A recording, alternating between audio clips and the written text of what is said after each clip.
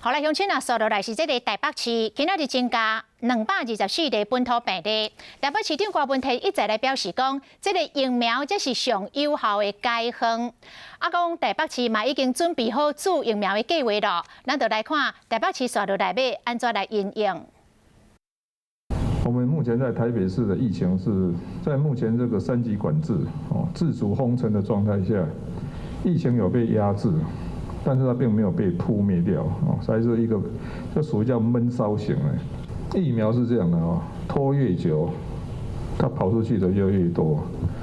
那就烧的就越多。所以今天虽然说报告说死亡率是17例这样但是我相信，反正这个死亡率到时候一定是矫正回归的，因为很多死亡到现在都还没加上去，所以时间拖越久它就越分散了。 越难防堵了，那所以一个是硬封城嘛，一个是打疫苗就是说局面发展到这个程度，只剩下2个方法。那所以硬封城我觉得相当困难了，因为才3级管制就已经3级管制是这样的，2个礼拜大家还可以忍受当作在放假。 3个月看这个经济就不得了。如果要4级封城的话，你知道这 GDP 一定，这个整个经济一定会掉的。所以处在现阶段，应该是不要再讲任何理由，就看怎么办嘛疫苗可以打，先打一些。那我们检视我们的数据，你知道我们发现有一个现象要拿出来讲。在我们到现在为止，台北市就本土的感染率大概2800多了有一个很特殊的现象，我跟大家讲一直到6月2号为止，你知道我们这个台北市发生了2800多例的本土就是本土的感染率里面，其中有1221次来自456个家庭，就所谓的家户内感染，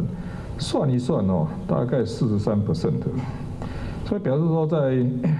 这过去，特别在这过去半个月来，你知道常常是有人感染，他回到家里再传染给家里的人，所以这个有456件，你知道它造成了1221个确诊案例。那这个现象算一算已经达到了我们台北市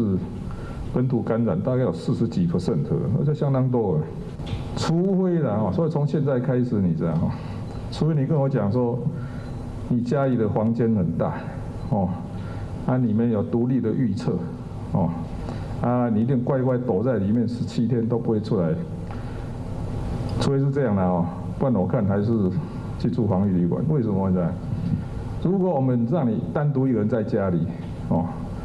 你死掉恐怕都没人知道，因为这个还是有时候会缺氧急速变坏。如果房子里面还有同样家人在里面。 坦白讲，我现在是怕你去感染他们的。所以不管怎么样，你知道现在原则上是确诊的话，还是要我们在台北市至少我们的策略是要把你弄去这个防疫旅馆防止你感染别人，也防止你急速变坏的时候没有被早期发现